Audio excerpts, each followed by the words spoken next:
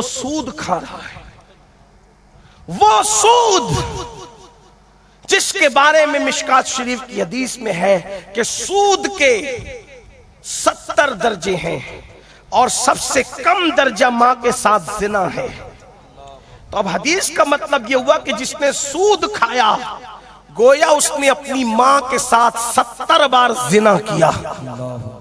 अल्लाह की अदालत में जो मां के साथ जानी की हैसियत से खड़ा होगा वो सूद खाने वाले, सूद के धंधे करने वाले, ये नबी का दीदार करते हुए मरेंगे। जिनके हाथों में शराब के प्याले हैं वो नबी का दीदार करते मरेंगे। ये सब चिटिंग विटिंग की बातें हैं। ये शायर लोग जो शेर लिख ले इनका अपना कमाल है। शायरी अलग, हदीस अलग। शायरी की दुनिया से निकलकर हकीकत की दुनिया में आओ। हर शेर हकीकत नहीं होता। ये जो जन्नत के ठेकेदार बन के बैठे हो, अभी आगे मैं गुफ्तगू करना चाहता हूं, अगर नहीं सुधरे तो फिरौन और अबू जहल के साथ रहोगे जहन्नम में। लाख कलमा पढ़ लो, मेरे जुमले तल्ख लगे तो माफ करना। अगर नहीं सुधरे, यही रविश रही, यही हालात रहे, यही मामलात रहे, यही अंदाज रहा, क्योंकि मोमिन के लिए सब है। मोमिन के लिए हम मोमिन कहां हो रहे हैं? बहुत से लोग तो मुनाफिक हो गए। मुनाफिक मैं नहीं कह रहा हूं, हजरत फारूक आजम कहा करते थे कि अगर मुनाफिकों को दुम निकल आए, तवज्जो करना, इस दौर की नहीं, इस दौर की नहीं, फारूक आजम अपने जमाने की बात कर रहे हैं। अगर मुनाफिकों को दुम निकल आए तो रास्ता चलना मुश्किल हो जाए। मुनाफिक का मतलब क्या? जबान से तो मुसलमान अपने आप को कह रहा है लेकिन अंदर से वो मुसलमान नहीं रह गया। अब आपको मैं पूछता हूं, मैं कोई फतवा लगाने वाला आदमी नहीं हूं क्योंकि मैं मुफ्ती नहीं, मैं तो सूफिया का, औलिया का, उनके दर का सगे बेहुनर, लेकिन उनकी बात आप तक जरूर पहुंचाऊंगा। अल्लाह करे मैदान करबला में आवाज इसलिए लगाई जाती है ताकि कौन हुर है जो जहन्नम से निकलकर जन्नत की तरफ आ जाए। तो इसी तरह इन जलसों में भी हक की आवाज लगाई जाती है। मैं भी नवागढ़ में ये कर सकता हूं कि सुन्नी जन्नती तुम्हें जन्नत मुबारक हो, सब गौस पाक के झंडे के नीचे रहेंगे। तो मैं पूछता हूं, सूद खाने वाला कैसे झंडे के नीचे रहेगा?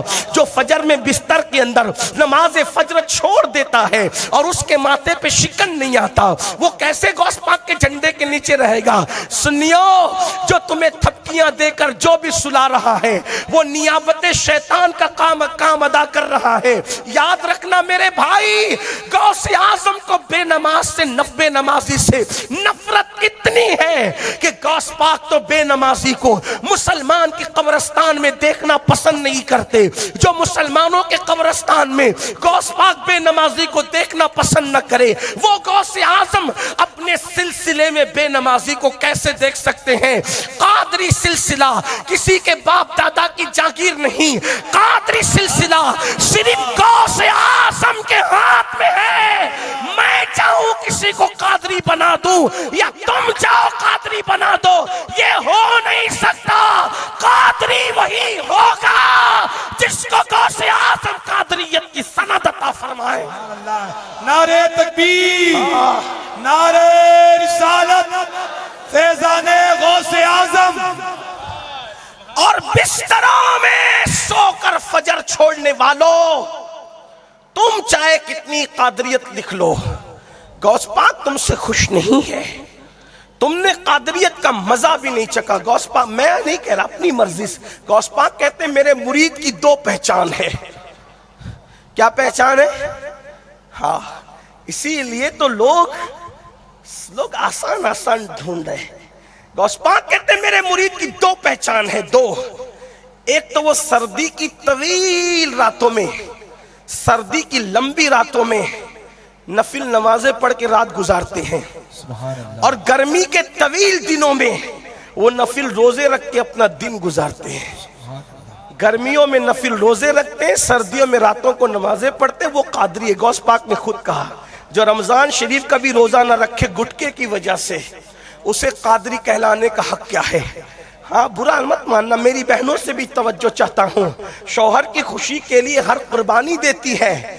रब की खुशी के लिए क्या कुर्बानी दिया आपने, अल्लाह के लिए क्या कुर्बानी दिया। तो बड़ी माजरत के साथ, कहीं हम मुनाफिक तो नहीं हो गए। मैं सिर्फ आपकी बात नहीं कर रहा हूँ, मैं अपनी बात भी कर रहा हूँ। आप याद रखने, जब भी मैं नसीहत करता हूँ तो मैं आपको मुखातिब करके नहीं, पहले नंबर पर अपने आप को, क्योंकि मैं आप लोगों से अलग नहीं, और मेरा अल्लाह मेरी नियत को जानता है, वह अदहु ला शरीक, कि मैं तुम सब में ज्यादा अपने आप को गुनहगार समझकर पहले अपने आप को मुखातिब करता हूँ, क्योंकि नसीहत की जरूरत ज्यादा मुझे है, मुझे सबसे ज्यादा है। अल्लाह अकबर। तो अब जरा ध्यान से सुनना मेरे भाई, कहीं हम मुनाफिक तो नहीं हो गए। मुनाफिक की डेफिनेशन क्या है? जबान से कलमा पढ़े, दिल के अंदर कलेमा ना हो, जबान से मोमिन कहलाए, दिल में मोमिन ना हो। अब बताओ तो सही, जो मोमिन होगा बिस्तर पे वो सो कैसे सकता है? आप कहेंगे मौलाना नींद किसी को भी आ सकती है। मैंने कहा ऐसी बात नहीं मेरे भाई, तू बात समझ पहले। देख, ट्रेन पकड़ना हो तो तुझे नींद नहीं आती। आप मुझे बताएं, मोहब्बतें ट्रेन तुझे सोने नहीं देती, मोहब्बतें नमाज तुझे कैसे सोने देती है? इसका मतलब कहीं ना कहीं तू मुनाफिक हो रहा है, कहीं ना कहीं तू निफाक कर रहा है। अगर किसी ने शादी में दावत दी कि मेरे घर आना, तो आप क्या कहते हैं? यार दुकान बंद करके जाना पड़ेगा हजरत, ये छोड़ के जाना पड़ेगा हजरत, वो काम छोड़ के जाना पड़ेगा हजरत। आप मुझे बताएं क्यों? वो नाराज हो जाएगा यार, लंगोटिया यार है नाराज हो जाएगा, बचपने का दोस्त है नाराज हो जाएगा, विवाही है नाराज हो जाएगा, दामाद है नाराज हो जाएगा, ये नाराज हो जाएगा, वो है नाराज हो जाएगा। मैं कहता हूं, तुमने समधियों की खुशी की खबर की, तुमने दामाद की खुशी का ख्याल रखा, तुमने दोस्तों की खुशी का ख्याल रखा। मेरे भाई, क्या हमने उस यार की खुशी का भी ख्याल रखा जिसने हमें सारी नेमतें दी, उसने हमें पैदा किया? उसके एहसानात तो याद करो, उसके एहसानात का ख्याल तो करो। अल्लाह अकबर। अगर वो चूहा बना देता हम क्या कर लेते उसका? अगर वो बंदर बना देता हम क्या कर लेते उसका? वो सुअर बना देता हम क्या कर लेते उसका? अल्लाह अकबर। किसी काफिर के घर का कुत्ता बना देता हम क्या कर लेते उसका? लेकिन मेरे अल्लाह की शान, उसका करम, अल्लाह अल्लाह, जो बनाता हम बन जाते। लेकिन मेरे अल्लाह ने न चूहा बनाया, न कुत्ता बनाया, न सुअर बनाया, न बंदर बनाया। अल्लाह अल्लाह, बनाया तो इंसान बनाया। चले इंसान बनाकर मूसा अलैहिस्सलाम की कौम में पैदा कर लेता तो क्या कर लेते? मूसा की कौम में पैदा होते, गलतियां करते, ठुकाई होती रहती। ईसा अलैहिस्सलाम की कौम में आते, गलतियां करते, दरवाजे पे लिख जाता कि क्या क्या गुनाह किए। लेकिन कुर्बान, मूसा वो ईसा का उम्मती न बनाया, उम्मती बनाया तो महबूब का उम्मती बनाया, अपने प्यारे का उम्मती बनाया। कितने एहसानात है ना उसके, कितने करम है ना उसके, और उन एहसानात का बदला तो दे भी नहीं सकते। मगर मुझे बताओ मेरे भाइयों, मेरी बहनों से मैं पूछना चाहता हूँ, जरा बताओ, उस वाक़ादिर कय्यूम ने हमसे कुछ नहीं मुतालबा किया? ये नहीं कहा कि मैंने ये किया तो ये कर, ये किया तो ये कर, ये किया तो ये कर। ये कहा बंदे मेरी बंदगी कर, मेरी इबादत कर। इबादत क्यों करूं? कोई इबादत तेरी ना करे तो भी तू खुदा है, और कोई करे तो भी तू खुदा है। जब कोई न था तो तू खुदा था, कोई न रहेगा तो तू। तेरी शान तो घटती बढ़ती नहीं ना मौला, क्यों इबादत करूं? तो जवाब मिलता है, बंदे मैं जांचने के लिए इबादत का हुक्म देता हूं कि मेरा वफादार कौन है और मेरा गद्दार कौन है। ये है फैसले, फैसले ये है। सबने बुलाया, नाराजगी के डर से पहुंच गए, लेकिन रब बुला रहा है। कितना आ रहे हो? उसकी खुशी का ख्याल कितना है? तो मैं बात जल्दी जल्दी आगे बढ़ाऊं, दूर न निकले। कहीं हम मुनाफिक तो नहीं हो गए? कानों में एयरफोन लगा के गाने, हाथों में शराब के प्याले, बड़ी बड़ी दाढ़ी रखने वालों को भी, बिगर दाढ़ी वालों को भी, टोपी वालों को भी, बिगर टोपी वालों को भी देखा।